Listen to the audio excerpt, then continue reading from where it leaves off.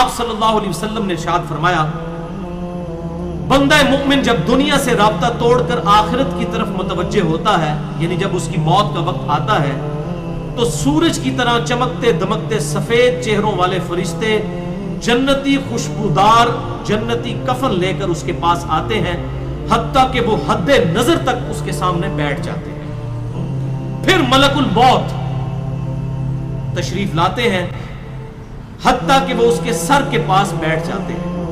अच्छा, कुरान में भी मलकुल मौत का नाम आया है, सूरह सजदा के अंदर, अहदीस के अंदर भी। अलबत्ता तौरात में इसका नाम इज़राइल भी आया है, और हमारे अहले सुन्नत के जो अव्वलीन मुफस्सिरीन हैं, इमाम तबरी रहमहुल्लाह अल-मुतवफ़ा 310 हिजरी, उन्होंने भी ये वर्ड इस्तेमाल किया है। लिहाजा मौत के फरिश्ते को इज़राइल कहना भी जायज़ है हमारे सलफ के यहाँ, क्योंकि आजकल बाद लोग कहते हैं इज़राइल नहीं, मलकुल मौत ही कहना चाहिए। इज़राइल का लफ्ज़ भी साबित है।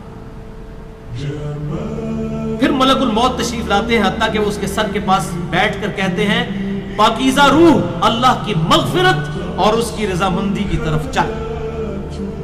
वो रूह ऐसे निकलती है जैसे मशकीज़े से पानी का कतरा, बिल्कुल गैर महसूस तरीके से उसकी रूह निकाल ली जाती है। और जब मलकुल मौत उसकी रूह निकालते हैं तो बाकी फरिश्ते उसे आंख झपकने के बराबर भी मलकुल मौत के पास नहीं रहने देते, बल्कि उसे फौरन उसके कफन और उस खुशबू में लपेट देते हैं जो जन्नत से लाई। फिर उसकी रूह को लेकर बुलंद होते हैं, और फरिश्तों की जिस जमात के पास से वो गुजरते हैं तो फरिश्ते पूछते हैं कि ये कैसी खुशबू है, तो वो उसके दुनिया के नामों में से बेहतरीन नाम लेकर बताते हैं कि ये फलां बिन फलां की रूह है, हत्ता कि वो उसे आसमान दुनिया तक ले पहुंचते हैं और उसके लिए दरवाजे खोलने की इजाजत तलब करते हैं। तो जन्नत के जो आसमानों के दरवाजे हैं उसके लिए खोल दिए जाते हैं। फिर हर आसमान के मुकर्रब फरिश्ते अगले आसमान तक उसे प्रोटोकॉल देते हुए उस रूह के साथ जाते हैं, हत्ता कि उसे 7वें आसमान तक पहुंचा दिया जाता है। तो अल्लाह ताला फरमाता है, मेरे बंदे का नामा आमाल इल्लियीन में लिख दो, जो सूरतुल मुतफ्फिफीन में आया है। इल्लियीन और सिज्जीन ये दो मुकामात हैं। ईमान वालों की रूहें जो है इल्लियीन में उनका नामा अमाल लिखा जाता है, और जो मुनाफिकीन हैं, मुजरिम हैं, सिज्जीन में लिखा जाता है। सूरतुल मुतफ्फिफीन सूरत नंबर 83 है, पारा नंबर 30 के अंदर।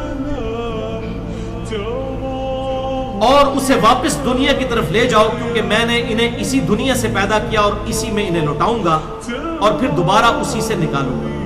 फिर उसकी रूह उसके जिस्म की तरफ लौटा दी जाती है। लेकिन ये लौटना दुनिया का सा लौटना नहीं होगा, यानी वो लौटने के बाद ये नहीं है कि मुर्दा कब्र में को बैठ जाएगा, हमें नजर आएगा। ये सब कुछ बरज़की मामलात होंगे जो मैंने पिछली दफा डिस्कस किए थे सूरह फातिर की आयत नंबर 42 के तहत, कि नींद की हालत में भी इंसान की रूह कब्ज़ होती है, लेकिन उसको चुटकी काटे तो वो जाग उठता है। रूह का ताल्लुक भी रहता है उस हालत में, बिल्कुल इस तरीके से एक डिफरेंट लाइफ है बरज़की। फिर दो फरिश्ते उसके पास आते हैं, यानी उसकी कब्र में, उससे बिठाकर पूछते हैं। अब ये वो 4 सवाल यहां पर आ रहे हैं इस डिटेल हदीस में। पहला सवाल करते हैं, तेरा रब कौन है? मन रब्बुका? वो कहता है रब्बी अल्लाह, मेरा रब अल्लाह है। दूसरा सवाल पूछते हैं, तेरा दीन क्या है? मा दीनुका, तेरा दीन क्या है? तो वो कहता है मेरा दीन इस्लाम है। फिर पूछते हैं कि वो आदमी जो तुम में मबूस किए गए वो कौन है? अब यहां पर वो डिटेल आई, अल्लज़ी बुइसा फीकुम, वो शख्स जो तुम में मबूस किया गया था वो कौन था? तो ये जो कहते हैं ना कब्र में आप सल्लल्लाहु अलैहि वसल्लम आ जाते हैं, तो ये किसी हदीस में भी नहीं है। इसमें डिटेल आ गई कि उससे पूछा जाता है जो शख्स तुम में पैगंबर बनाकर भेजा गया वो कौन था? तो वो कहता है हुआ मुहम्मद रसूलुल्लाह, वो अल्लाह के रसूल मोहम्मद सल्लल्लाहु अलैहि वसल्लम। मसला हाजिर और नाजिर मेरा रिकॉर्ड है, मसला नंबर 7, जिसमें मैंने ये तमाम शुबहात क्लियर। ये 3 सवालों के बाद, अच्छा, जामिया तिर्मिज़ी में एक हदीस है 3120, उसमें अल्फाज है कि वो पूछते हैं मन नबीयू का, तेरा नबी कौन है? इसमें तो आया ना कि उस शख्स के बारे में तेरा क्या अकीदा है, उसमें मन नबीयू का अल्फाज है, जामिया तिर्मिज़ी 3120। अच्छा, अल्लाह का शुक्र है कि ये नहीं पूछते तेरा फिरका कौन सा है, तू किस इमाम की तकलीद करता था, केड़ी मसीती तू नमाज पढ़ता है, देख लो, कोई चीज़ नहीं। तेरा रब कौन है, तेरा दीन और नबी सल्लल्लाहु अलैहि वसल्लम। और दुनिया में भी हम यही कहते हैं अल्लाह रसूल कुरान, यही बात है। तो कब्र के अंदर जाकर भी यही सवाल है। अब वो जब 3 सवालों के जवाब देता है तो फरिश्ते चौथा सवाल उससे पूछते हैं, जो मैंने कब्र का चौथा सवाल, मसला नंबर 78, तुम्हें कैसे पता चला, इन 3 सवालों के जवाब तुम्हें कैसे आए? वो कहता है मैंने अल्लाह की किताब पढ़ी थी, मैं उस किताब पर ईमान लाया और मैंने उसके हक होने की तस्दीक की। अल्लाह की किताब पढ़ी होगी तो तस्दीक करेगा ना, अगर सुन सुना के सुन्नी होगा क्या तस्दीक करेगा? हाँ, पढ़ पढ़ा के सुन्नी होगा तो तस्दीक कर देगा। फिर आसमान से आवाज आती है, मेरे बंदे ने सच कहा, उसके लिए जन्नती बिछौना बिछा दो, उसे जन्नती लिबास पहना दो और उसके लिए जन्नत की तरफ दरवाजा खोल दो। कब्र के अंदर ही जन्नत की तरफ दरवाजा खोल दो। यानी आप समझ लें जिस तरह ये आप टच स्क्रीन मोबाइल रख के और जनाब लैपटॉप रख के सामने लोग बैठे होते हैं ना, तो एक दूसरी दुनिया में चले जाते हैं, तो जन्नत का फिजिकली दरवाजा खोल दिया जाएगा, उसको जन्नत की हवाएं भी, खुशबू भी आएगी और इंतजार वो करेगा। वहां उसे हवा के झोंके और खुशबू भी आती होगी और हद नजर तक उसकी कब्र को कुशादा कर दिया जाएगा। खूबसूरत चेहरे, खूबसूरत लिबास और बेहतरीन खुशबू वाला एक शख्स उसके पास कब्र में आएगा और कहेगा, उस चीज से खुश हो जा जो चीज तुझे खुश कर दे, ये वो दिन है जिसका तुझसे वादा किया जाता था। वो शख्स पूछेगा कि ऐ शख्स तू कौन है, तेरा चेहरा भलाई लाने वाला चेहरा है। वो जवाब देगा, मैं तेरा अमले साले, यानी नेक अमाल एक खूबसूरत इंसान की शक्ल में उसकी कब्र में आ जाएंगे।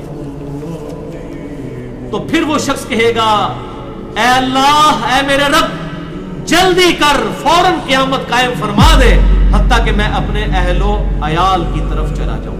यानी मोमिन कहेगा, अल्लाह जल्दी जल्दी क़यामत आए, मुझे तो एंड रिजल्ट नजर आ रहा है, मुझसे इंतजार नहीं होता, फौरन क़यामत आ जाए। अभी साइमल्टेनियस कंट्रास्ट आने वाला है।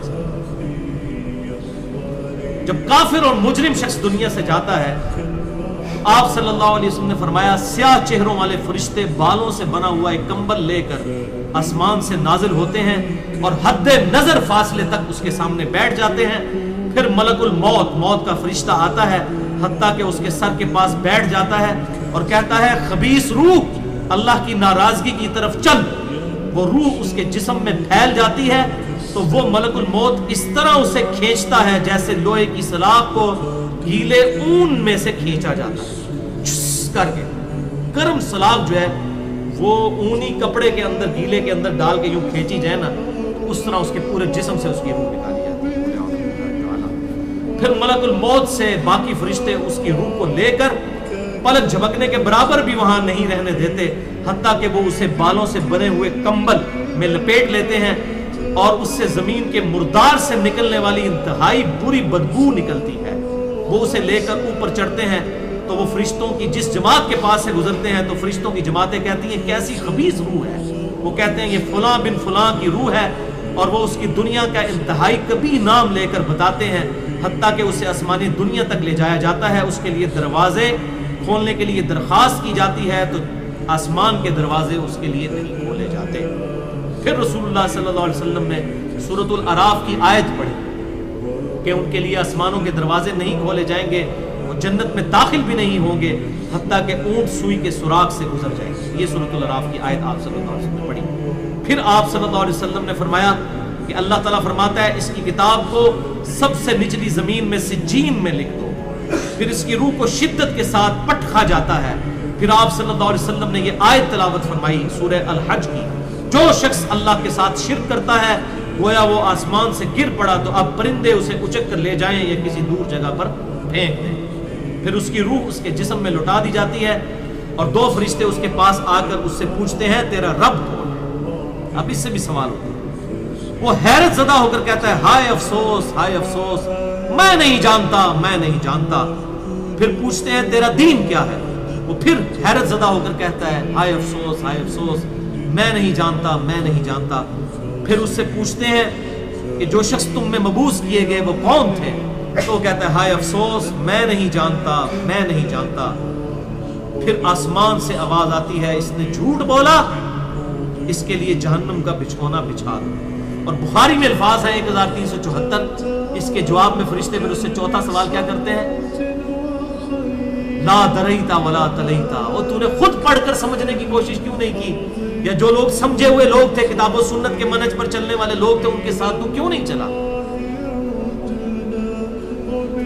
اللہ تعالیٰ فرماتا ہے اس کے لیے جہنمی بچھونا بچھا دو، جہنم کی طرف ایک دروازہ کھول دو، وہاں سے گرمی اور گرم ہوا اس کی قبر میں آتی رہے گی، اس کی قبر کو اس قدر تنگ کر دیا جائے گا کہ اس کی پسلیاں ایک دوسرے کے اندر داخل ہو جائیں گی، اور ایک قبیح چہرے والا شخص قبیح لباس میں انتہائی بدبودار حالت میں اس کے پاس آئے گا اور اسے کہے گا تمہیں ایسی چیزوں کی بشارت ہو جو تمہیں غمزدہ کر دیں، یہ تیرا وہ دن ہے جس کا تجھ سے وعدہ تھا۔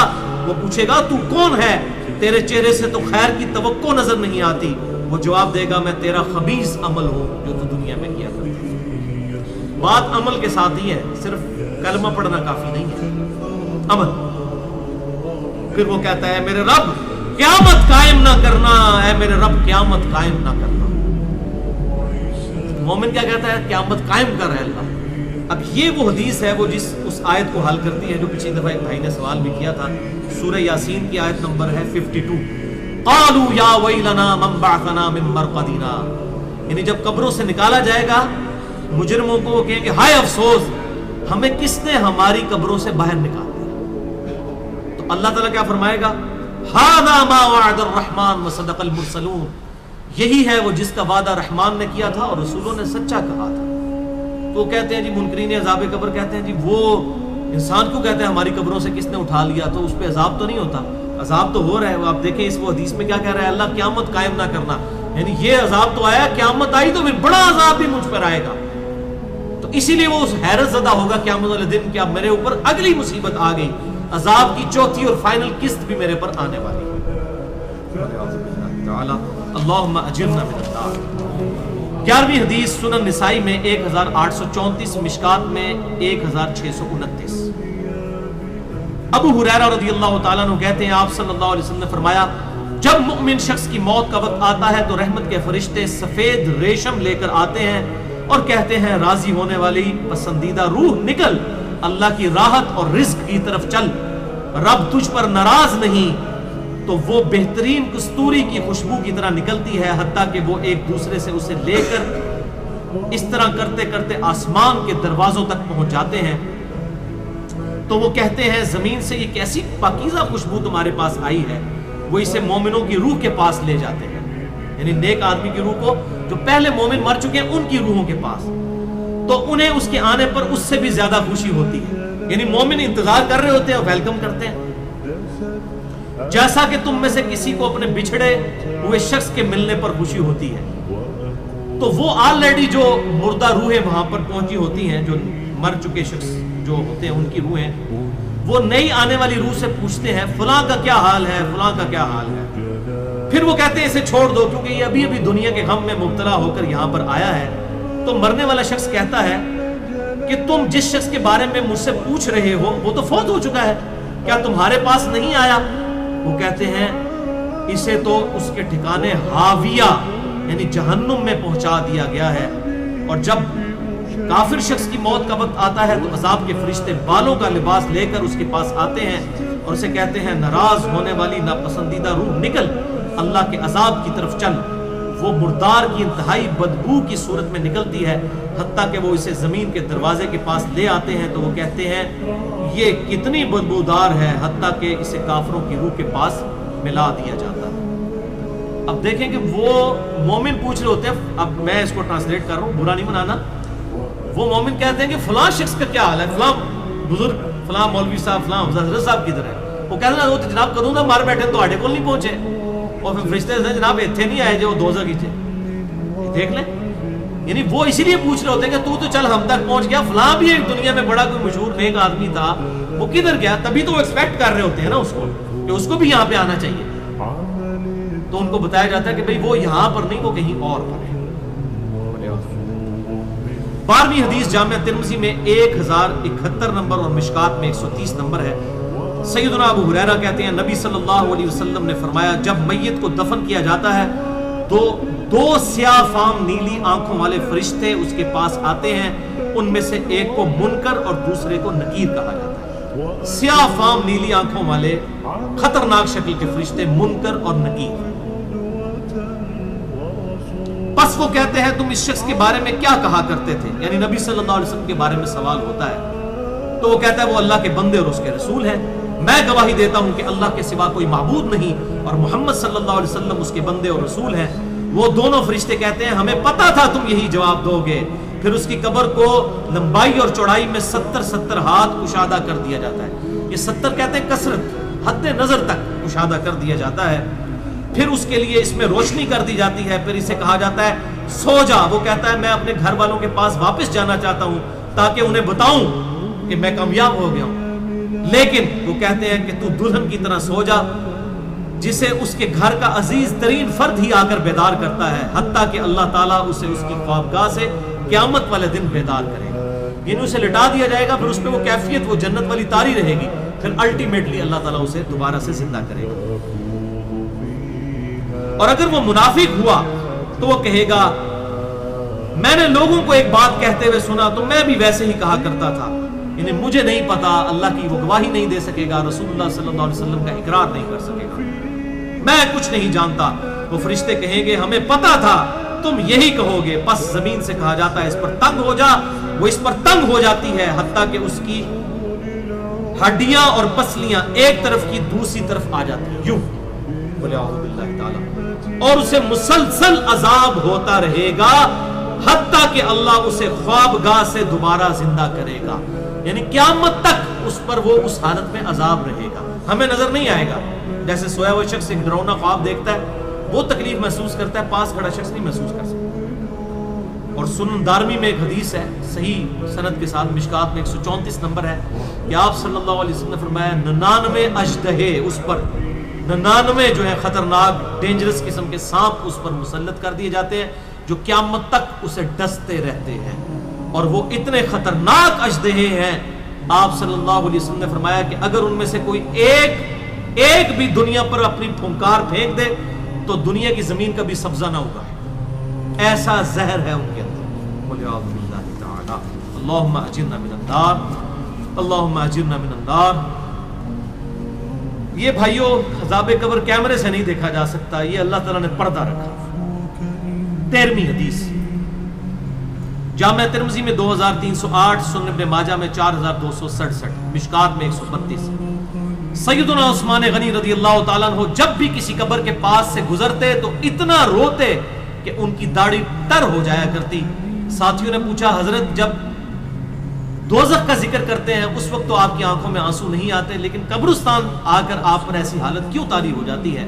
تو سیدنا عثمان نے فرمایا کہ میں نے اپنے محبوب صلی اللہ علیہ وسلم سے سنا کہ بے شک قبر آخرت کی منزلوں میں سے پہلی منزل ہے، جو اس میں بچ گیا اگلی منزلیں اس کے لیے آسان ہوتی چلی جائیں گی، اور جسے یہاں پر مشکل درپیش ہوئی اس کی اگلی منزلیں اس سے بھی مشکل در مشکل ہوتی چلی جائیں گی۔ پھر آپ صلی اللہ علیہ وسلم نے فرمایا میں نے قبر سے زیادہ سخت اور برا منظر کبھی نہیں دیکھا۔ یہ حضرت عثمان غنی رضی اللہ تعالیٰ عنہ کی وہاں پر یہ حالت ہوتی ہے، اور اس میں کیا الفاظ ہے؟ قبر آخرت کی منزلوں میں سے پہلی منزل، لہذا یہ پرفیکٹ دعا ہے، اللہم ربنا آتنا فی الدنیا حسنہ وفی الآخرۃ حسنہ وقنا عذاب النار۔ یہ مولویوں نے جو اپنے بیچ میں جو ہے وہ انجینئرنگ کرنے کی کوشش کی ہے، وقنا عذاب القبری، وقنا عذاب الحشری، یہ جو بدعت داخل کی ہے اس کی ضرورت ہی نہیں ہے، کیونکہ عذاب قبر بھی اس میں داخل ہے۔ اس میں الفاظ آپ نے دیکھ لیے کیا ہے؟ قبر آخرت کی منزلوں میں سے پہلی منزل، تو وقنا عذاب القبری وقنا عذاب الحشری کہنے کی ضرورت ہی نہیں ہے۔ ربنا آتنا فی الدنیا حسنہ وفی الآخرۃ حسنۃ وقنا عذاب النار۔ تو اس سے یہ بھی بات پتہ چل گئی کہ قبرستان جانے کا مقصد ہے آخرت کی یاد، جو صحیح مسلم میں حدیث ہے 2259 کہ قبروں پہ جایا کرو تاکہ آخرت کی یاد آئے۔ تو سیدنا عثمان بھی دیکھیں قبرستان جا کر وہاں پر آخرت کی یاد کے لیے جایا کرتے تھے، اور یہ حقیقت بات ہے قبرستان جانے سے ہی انسان کا قبلہ درست ہوتا ہے۔